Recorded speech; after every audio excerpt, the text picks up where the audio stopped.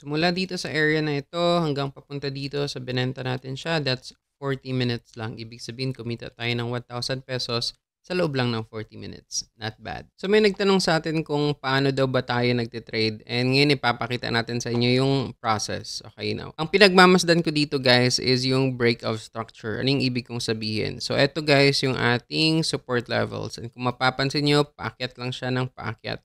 And eto naman yung ating resistance levels. Okay, sa level na ito. Ayan.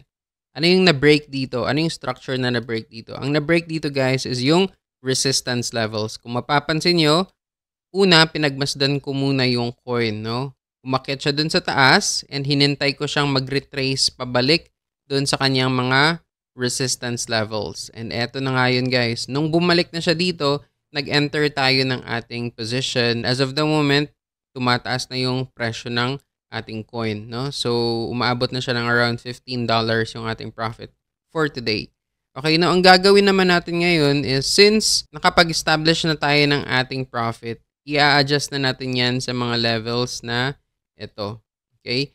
Ibig sabihin, kahit anumang mangyari, no, bumaba man or maglaro man yung market or paglaruan man ng whales, at least nag-set na tayo ng ating $3 na profit. Now, ginagawa ko to guys kasi itong coin na tinitrade natin ngayon ay isang meme coin. No? Ibig sabihin parang walang gamit sa market. For fun lang, for katuwaan lang. Okay? So, kaya naglalagay ako ng stop loss. Maingat ako maglagay ng stop loss sa mga ganitong klase ng coin kasi napakadaling pitikin, no? Napakadaling paglaruan and imanipula ng mga malalaking tao. Alright? So, ayun, umakit na ngayon yung ating presyo.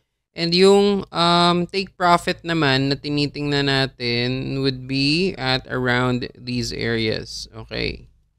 Right here. Okay. Ito yung tinitingnan kong target. And hopefully, no, ma-reach niya yung levels na yan. Pero kung sakaling hindi man, then at least, i-enjoy na lang natin kung anong meron, no? Pero yeah, yan yung magiging trading plan ko for today. And ganun lang ako process ng trades. Okay? Kung mapapansin nyo, wala masyadong indicator, no? Wala akong ginagamit na RSI or walang MACD. Di masyado akong gumagamit ng ganun. Paminsan-minsan lang. Okay? Ang madalas na ginagamit ko talaga is yung mga katulad ng ganito, no? Yung mga pattern, break of structure.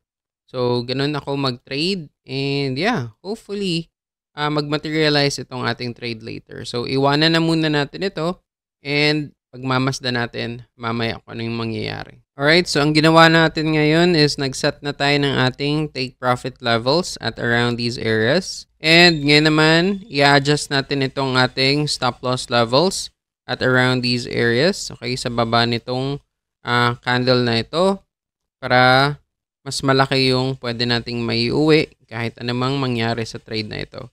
No? Kung sakaling bumaba man, at least pwede na tayong kumita ng around $8, no? Mamaya kung aangat na naman yung presyo, itataas na naman natin to sa around $10, no? So, yeah, pagmasdan ulit natin. So, eto na guys, tumataas na yung presyo. Ang gagawin natin, i-adjust natin yung ating stop loss sa level na ito. Okay? Ibig sabihin, sinusundan lang natin siya. Kung aakyat siya ng aakyat, then mas maganda, no? Ang gagawin na lang natin, i-adjust natin ang i-adjust ito. So, mukhang pataas pa siya, no? Mukhang paakyat pa siya. Ang gagawin natin is i-close natin itong ating take profit order. Okay? Tapos, susundan na ngayon natin siya kung saan siya papunta. Ayan. Okay? Susundan natin siya kung saan siya papunta. Kung sakaling umakyat pa, adjust tayo. Kung sakaling bumaba man at mahit na ito, then that's it, no? Pwede na tayong kumita ng around $17 for that. So, abangan natin ang mga susunod na kabanata. Pero sana mahit niya itong target natin na nandito. Alright, umaangat na. Adjust na naman tayo sa mga levels na to. So, ibig sabihin, kahit anumang mangyari sa trade na ito, umabot man dito or hindi, kikita na tayo ng $22. Ayan na guys, mukhang mahihit na yung ating stop loss. So, ayan na guys, tinamaan na yung ating stop loss. So, for this trade, kumitaan tayo ng around $20 or $22. So, okay na rin yun, no? So, $22, tingnan natin. Okay, Philippine pesos to dollars. Lagay natin 20. Okay. So, yeah, kumita tayo ng around 1,000 pesos dun sa trade na yun. So, hindi na masama, no? Sa malit na kapital, kumita ka ng 1,000 pesos. So yeah, that's it. And hopefully may natutunan kayo. Tingnan nyo guys, bumababa na siya.